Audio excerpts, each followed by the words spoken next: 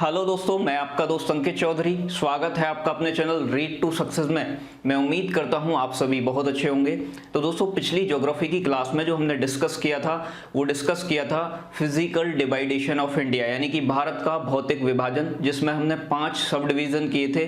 जिसमें हमने उत्तर के पर्वत नॉर्दर्न माउंटेन, फिर उसके बाद में नॉर्दर्न प्लेन उत्तर के मैदान, फिर उसके बाद हमने पेनिनसुलर माउंटेन और प्लेटू प्रायद्वीपीय भारत के पर्वत और पठार उनके बारे में जाना। फिर उसके बाद हमने डिस्कस किया कोस्टल प्लेन्स यानी कि तटीय मैदान। फिर उसके बाद हमने डिस्कस किया था इंडियन आइलैंड्स यानी कि भारतीय द्वीप। तो वो सभी चीजें मैंने आपकी डिस्कस कर ली हैं आपके साथ। आज जो हम चैप्टर स्टार्ट करेंगे वो करेंगे इंडियन रिवर सिस्टम यानी कि भारतीय नदी तंत्र। और ये चैप्टर भी आपका बहुत ज़्यादा इंपॉर्टेंट है। आपको 1% भी कंफ्यूजन नहीं रहेगी। मैं सारी छोटी से छोटी चीज़ भी आपके साथ डिस्कस करूंगा। बस आपको पेशेंस के साथ मेरे साथ बने रहना है। और यदि आपको वीडियो अच्छी लगती है तो वीडियो को लाइक करें, अपने फ्रेंड्स के साथ शेयर करें। तो दोस्तों, देखते हैं इंडियन रिवर सिस्टम। तो दोस्तों, इंडियन रिवर सिस्टम बहुत बड़ा है, बहुत सारी नदियां भारत में प्रवाहित होती हैं। इसलिए हमने इसे अलग अलग पार्ट में कैटेगराइज कर लिया है, विभाजित कर लिया है, जिससे कि हमें पढ़ने में आसानी रहे। तो दोस्तों, हमने जो इंडियन रिवर सिस्टम को क्लासीफाई किया है वो किया है on the basis of source भी किसका? वाटर का, यानी कि जल के स्रोत के आधार पर हमने 2 पार्ट में इंडियन रिवर सिस्टम को क्लासीफाई कर लिया है। जिसमें से फर्स्ट है हमारा हिमालयन रिवर्स यानी कि हिमालय की नदियां। दूसरा है हमारा भी पेनिनसुला रिवर्स यानी कि प्रायद्वीपीय नदियां। तो प्रायद्वीपीय नदियां, प्रायद्वीप क्या होता है मैं डिस्कस कर चुका हूं कि जमीन का ऐसा भाग जो 3 साइड से पानी से घिरा हो उसे पेनिनसुला यानी कि प्रायद्वीप कहते हैं। तो जो दक्षिण भारत है उसे हम प्रायद्वीपीय भारत के नाम से भी जानते हैं। तो दोस्तों, बात करते हैं हिमालयन रिवर्स के बारे में। तो हिमालयन रिवर्स कैसी नदियां हैं जो हिमालय से निकलती हैं, तो उन्हें क्या कहा जाता है? हिमालयन रिवर्स कहा जाता है। अब दोस्तों, हिमालयन रिवर्स जो हैं इनके जल का जो स्रोत है, अब कोई भी नदी है, आप छोटी सी बात समझिए कि कोई भी नदी है उसमें क्या प्रवाहित होता है? पानी लेके जाती है वो अपने साथ वाटर, और वाटर का सोर्स यानी कि स्रोत कहीं ना कहीं से तो होगा। तो नदियों के जल का अपना एक स्रोत होता है, सोर्स होता है, और उस जल के स्रोत पर ही नदियां निर्भर करती हैं। अगर नदियों को पानी मिलेगा तो वो प्रवाहित होंगी, और नदियों को पानी नहीं मिलेगा तो वो प्रवाहित होना बंद हो जाएंगी। तो नदियों के जल का अपना क्या होता है? स्रोत होता है। तो जो हिमालय से प्रवाहित होने वाली नदियां हैं उनके जल का जो स्रोत होता है वो होते हैं ग्लेशियर, आपके हिमनद। और जब मैंने आपको हिमालय माउंटेन पढ़ाया तब मैंने आपको बताया कि हिमालय के अंदर बहुत सारे ग्लेशियर पाए जाते हैं, जिसमें जैसे मैंने आपको बताया था कि काराकोरम रेंज में सियाचिन, बियाफो, बाल्टोरो, हिस पर बहुत सारे ग्लेशियर हैं, अनेकों ग्लेशियर हैं। और ग्लेशियर की लंबाई चौड़ाई बहुत ज़्यादा होती है, उसमें जो आइस होती है, बर्फ होती है, वो भी बहुत ज़्यादा होती है। यानी कि लगभग जो आपका सियाचिन ग्लेशियर है वो 80 किलोमीटर उसका एरिया आता है, 80 किलोमीटर के दायरे में फैला हुआ है वो। तो उसमें बर्फ भी ज़्यादा है, बर्फ धीरे धीरे पिघलती है और नदियों के जल का स्रोत बन जाती है। तो जैसे गंगा नदी आपकी कहाँ से निकलती है? गंगोत्री से निकलती है। तो वहां पर भी क्या है? ग्लेशियर। तो ग्लेशियर से ही गंगा पानी लेती है, इसलिए गंगा कभी आपने देखा होगा बहना बंद नहीं होती, यानी कि गंगा का पानी सूखता नहीं है। तो जितनी भी हमारी हिमालयन रिवर हैं उनके जल का स्रोत क्या है? तो आप बताओगे हिमनद यानी कि ग्लेशियर है। अब जब ग्लेशियर है तो ग्लेशियर होने के कारण साल भर उनको पानी मिलता रहता है और ये साल भर प्रवाहित होती रहती हैं। इनका पानी साल में 12 माह में कभी भी खत्म नहीं होता, क्योंकि इनके जल का स्रोत क्या है? हिमनद है। तो दोस्तों, अब आखिर बात करें कि कौन कौन सी नदियां ऐसी हैं जो मेजर रिवर हैं और हिमालय से निकलती हैं। एक तो हो गई आपकी सिंधु नदी तंत्र यानी कि इंडस रिवर सिस्टम। तो इसमें हम सिंधु नदी के बारे में बात करेंगे और जितनी भी हमारी सिंधु की सहायक नदियां हैं उनके बारे में बात करेंगे। दूसरी है हमारी गंगा नदी तंत्र यानी कि गंगा रिवर सिस्टम। तो गंगा नदी के बारे में बात करेंगे, गंगा की सभी ट्रिब्यूटरीज यानी कि सहायक नदियों के बारे में बात करेंगे। थर्ड है हमारी ब्रह्मपुत्र नदी तंत्र यानी कि ब्रह्मपुत्र नदी के बारे में बात करेंगे। ब्रह्मपुत्र की सहायक नदी जो है उन सभी के बारे में बात करेंगे। आपको क्या ध्यान रखना है कि जो नदियां हिमालय से निकलती हैं उनके जल का स्रोत क्या होता है? हिमनद होते हैं, ग्लेशियर होते हैं। और ग्लेशियर होने के कारण ये नदियां 12 माह प्रवाहित होती हैं। 12 माह में कभी भी ये यानी कि इनका पानी खत्म नहीं होता है, 12 माह बहती रहती हैं। तो देखा होगा आपने गंगा का भी यही सिस्टम है कि गंगा 12 माह आपको गंगा में पानी मिलेगा, कम ज्यादा हो जाएगा। अगर बारिश ज़्यादा हो जाती है गंगा का पानी और भी बढ़ जाता है, क्योंकि बारिश का पानी भी गंगा में आ गया।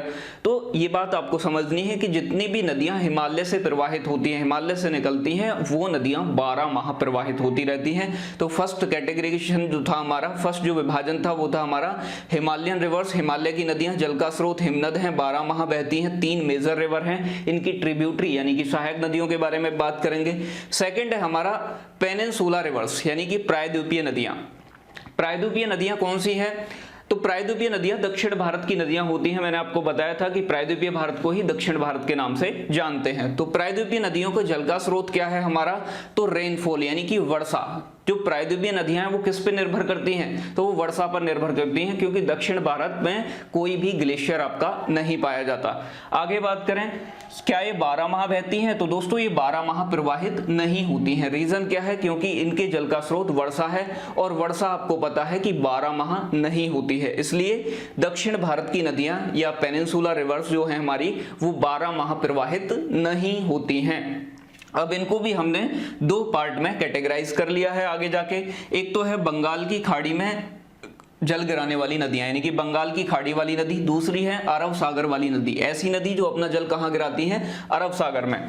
इन्हें हम बंगाल की खाड़ी वालियों को पूर्व की ओर प्रवाहित होने वाली नदी भी कहते हैं, जबकि अरब सागर वाली नदियों को हम पश्चिम की ओर प्रवाहित होने वाली नदियां कहते हैं। अब ऐसा क्यों है, क्यों कहते हैं, वो एक बार आप थोड़ा सा समझ लीजिए। यहां मैं इंडिया का मैप आपको ड्रॉ करके एक बार दिखा रहा हूं कि ये किस तरीके से हमने क्लासिफाई किए हैं।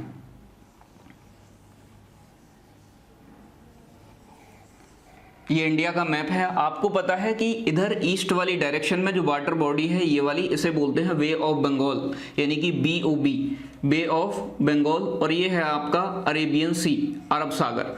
तो पश्चिम में क्या है, वेस्ट में क्या है भारत के, यानी कि अरब सागर, और ईस्ट में क्या है आपका बे ऑफ बंगाल, बंगाल की खाड़ी। तो दोस्तों दक्षिण भारत में जितनी नदियां बहती हैं वो पहली बात तो वर्षा पर निर्भर करती हैं और 12 माह प्रवाहित नहीं होती। 2 सब डिवीजन किए हमने। बंगाल की खाड़ी में जल गिराने वाली नदियां, तो बंगाल की खाड़ी में जो जल गिराती हैं नदियां वो किधर की साइड जाएंगी? इधर की साइड जाएंगी और अपना पानी गिरा देंगी। यानी कि किसी भी नदी का एक होता है ओरिजिन पॉइंट, उद्गम स्थल, और एक होता है एंड पॉइंट या माउथ, यानी कि नदी लास्ट में किस पॉइंट पे जाके खत्म हो रही है। तो जो नदियां खत्म होती हैं अपना पानी वो कहीं ना कहीं किसी ना किसी वाटर बॉडी में ही गिराती हैं। तो ये बंगाल की खाड़ी है।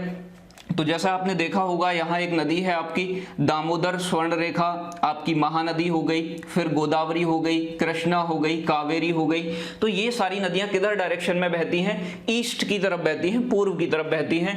तो वो अपना पानी कहाँ गिराती हैं? बंगाल की खाड़ी में। तो पहले हमने 2 सब डिवीजन में एक एक करके अलग अलग पढ़ेंगे हम कि बंगाल की खाड़ी में जल गिराने वाली नदी कौन सी है। इन्हें किस नाम से और जानते हैं? पूर्व की ओर प्रवाहित होने वाली नदी, क्योंकि ये किस डायरेक्शन में फ्लो कर रही है? ईस्ट में। ये वाली डायरेक्शन कौन सी होती है? ईस्ट। दूसरा है हमारा अरब सागर में जल गिराने वाली नदी।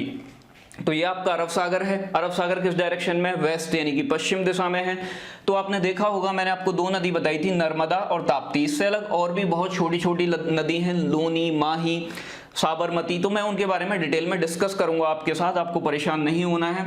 तो जो नदी अरब सागर में अपना जल गिराती हैं या अरब सागर की ओर बहती हैं, वो नदी किस डायरेक्शन में बहती हैं? पश्चिम दिशा की ओर बहती हैं। तो उन नदियों को पश्चिम की ओर प्रवाहित होने वाली नदियां कहा जाता है। तो ये बात आपको समझ में आई होगी। तो जो पूर्व की ओर बहती हैं उनमें मेजर नदी कौन कौन सी है मैं कुछ लिख के देता हूं आपका। फर्स्ट आप पढ़ोगे गोदावरी, कृष्णा,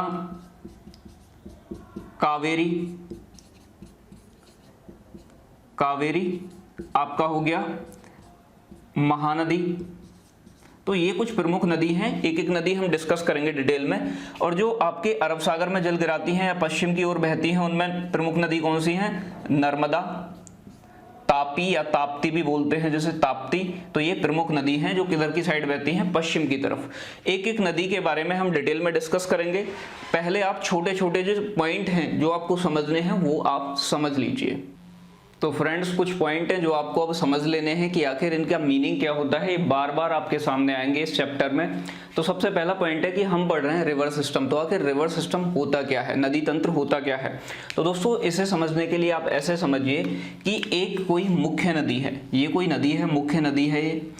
इस नदी की दिशा ये है और इसमें आके बहुत सारी नदियां अन्य मिल रही हैं, यानी कि और भी बहुत सारी नदी इसमें आपके अपना जल गिरा रही हैं। तो इस मुख्य नदी और इसकी जितनी भी सहायक नदी हैं, इन नदियों को मिलाकर बनता है आपका नदी तंत्र यानी कि रिवर सिस्टम। तो मुख्य नदी और उसकी सहायक नदियों को मिलाकर उसका नदी तंत्र बन जाता है। तो दोस्तों ये आपको समझना है नदी तंत्र होता क्या है, मुख्य नदी तथा उसकी सहायक नदियों को मिलाकर नदी तंत्र कहा जाता है, रिवर सिस्टम कहा जाता है। ठीक है दोस्तों, तो पहला क्लियर हुआ होगा आपको कि रिवर सिस्टम किसे कहते हैं, नदी तंत्र। नदी और उसकी सहायक नदियों को मिलाकर क्या बनता है, नदी तंत्र बनता है। नेक्स्ट बात करें ट्रिब्यूटरीज यानी कि सहायक नदी। सहायक नदी किसे कहते हैं, इसमें आपको बार बार कंफ्यूजन ना हो इसलिए इसे भी समझ लीजिए। ये कोई नदी है ए, ये कोई नदी प्रवाहित हो रही है ए नदी की जो डायरेक्शन है वो ये है, यानी किधर जा रही है, ईस्ट की तरफ जा रही है, पूर्व की तरफ। अब आपको ये बात थोड़ी सी समझनी है कि इसमें बहुत सारी नदियां आकर अपना जल गिराएंगी, बहुत सारी नदी अपना आकर जल गिराएंगी।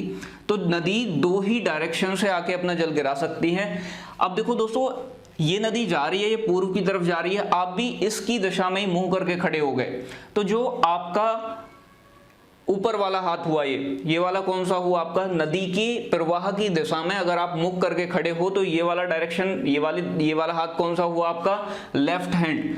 तो जो भी नदियां ऊपर से आके जल गिराएंगी उन्हें कहा जाएगा लेफ्ट हैंड ट्रिब्यूटरी यानी कि बाएं हाथ की सहायक नदी। ठीक है दोस्तों, आगे बात करें तो जो इधर से जाएंगी, जितनी भी नदी इधर से भी जाएंगी, दो ही साइड से जा सकती हैं, जो नदी इधर से जाएंगी उन्हें कहा जाएगा राइट हैंड ट्रिब्यूटरी यानी कि दाएं हाथ की सहायक नदी। ऊपर वाली बाएं हाथ की सहायक नदी लेफ्ट हैंड ट्रिब्यूटरी और नीचे वाली दाएं हाथ की सहायक नदी। अब आपको एक छोटी सी बात समझनी है कि जो मुख्य नदी में आकर अपना जल गिराती हैं नदियां, उसे मुख्य नदी की सहायक नदी कहा जाता है। बात समझ में आई।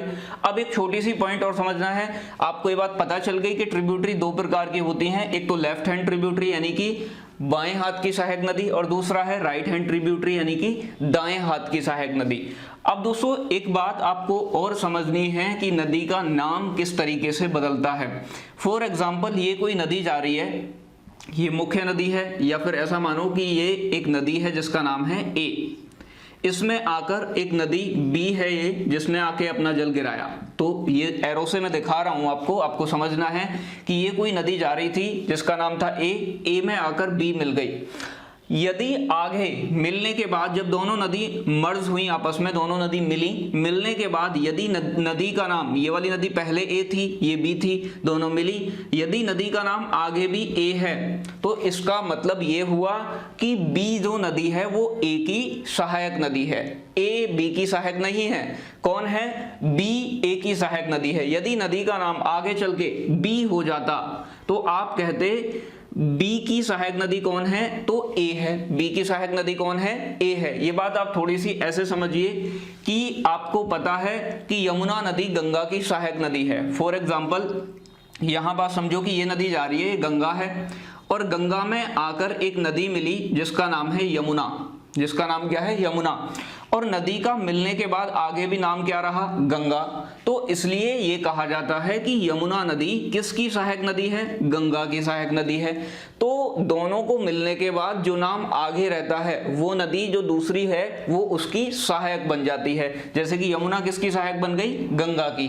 तो ट्रिब्यूटरी मतलब सहायक नदी जो मुख्य नदी में आकर मिलती है उसे ही क्या कहा जाता है, ट्रिब्यूटरीज कहा जाता है, सहायक नदी कहा जाता है। आगे थर्ड पॉइंट बात करें, ओरिजिन पॉइंट, और आगे है एंड पॉइंट या फिर माउथ। तो दोस्तों ओरिजिन पॉइंट को बोलते हैं उद्गम स्थल या फिर उद्गम बिंदु। तो कोई भी नदी है उसका अपना एक ओरिजिन पॉइंट होता है, उद्गम स्थल होता है। नदी कहीं ना कहीं इंसिडेंट एक पॉइंट से निकलती है। तो फॉर एग्जाम्पल, ये कोई पॉइंट है, ये ए है, तो यहां से एक नदी प्रवाहित होना शुरू हुई। तो ये नदी जहां से प्रवाहित होना शुरू होती है उसी को क्या कहा जाता है, उसका ओरिजिन पॉइंट कहा जाता है, उद्गम स्थल कहा जाता है, उद्गम बिंदु कहा जाता है। तो नदी जहां से निकलेगी उसे ही क्या कहेंगे, ओरिजिन पॉइंट। ओरिजिन पॉइंट के लिए जो सिंबल देते हैं हम इस तरीके का सिंबल यूज करते हैं, तो आपको कहीं मिलता है, तो इसका मतलब ये है कि नदी का ओरिजिन पॉइंट है वो उद्गम स्थल है। और एक नदी का एंड पॉइंट होता है। फॉर एग्जाम्पल जो बी पॉइंट है वो क्या है, नदी का एंड पॉइंट है, यानी कि नदी एक लेंथ होती है नदी की सभी की, जैसे गंगा की 2525 किलोमीटर, ऐसे आपने इंडस की सुना होगा 2880 किलोमीटर। तो ये नदी की लेंथ है, इसका मतलब नदी एक किसी पॉइंट से स्टार्ट हो रही है और एक किसी पॉइंट पे जाके खत्म हो रही है। तो नदी का एक जो ओरिजिन पॉइंट होता है, जहां से नदी शुरू होती है, उसे ही क्या कहा जाता है, ओरिजिन पॉइंट, यानी कि उद्गम स्थल। और नदी जहां खत्म होती है उसे कहा जाता है एंड पॉइंट, यानी कि अंतिम बिंदु या अंतिम स्थल, या फिर नदी का माउथ भी बोलते हैं, मुख या मुहाना। तो ये बात आपको समझ में आई होगी कि जहां से नदी निकलती है और जहां तक पहुंचती है वो उसके ओरिजिन पॉइंट और एंड पॉइंट के बीच की दूरी होती है। तो ओरिजिन पॉइंट का मतलब क्या हुआ, उद्गम बिंदु या उद्गम स्थल, और जहां से नदी निकलेगी उसे उसका ओरिजिन पॉइंट कहा जाएगा। और एक होता है एंड पॉइंट या माउथ नदी का, तो अंतिम बिंदु या फिर जैसे मुख या मुहाना कहते हैं, जहां नदी समाप्त होगी। अब दोस्तों जैसे कि मैंने आपको बताया, कोई भी रिवर जब शुरू होती है तो उसका एक अंतिम बिंदु भी होता है, लास्ट पॉइंट भी होता है। तो भारत में प्रवाहित होने वाली सभी नदियों का एक ओरिजिन पॉइंट आपको देखने को मिलेगा और आपको एक एंड पॉइंट देखने को मिलेगा। एंड पॉइंट आपको आसानी से याद हो जाएंगे, ओरिजिन पॉइंट याद करने में थोड़ी सी आपको परेशानी आएगी, वो परेशानी का सॉल्यूशन आपका मैं करूंगा। तो दोस्तों आपको बिल्कुल भी परेशान होने की जरूरत नहीं है, मैं आपको अच्छे तरीके से डिटेल के साथ सारी चीजें बताऊंगा। हम एक एक रिवर के बारे में डिटेल में पढ़ेंगे। तो मैं उम्मीद करता हूं कि आज की बताई गई सारी बातें आपको अच्छी लगी होंगी, आपके समझ आई होंगी। यदि आपको चीजें समझ आई हैं तो आप वीडियो को लाइक करें, अपने फ्रेंड्स के साथ शेयर करें, और यदि आपने अभी तक हमारे चैनल रीड टू सक्सेस को सब्सक्राइब नहीं किया है तो चैनल को सब्सक्राइब करें और बेल आइकन का बटन दबाएं, जिससे कि हमारी सभी लेटेस्ट वीडियो का नोटिफिकेशन आपको टाइम से मिल पाए। धन्यवाद दोस्तों।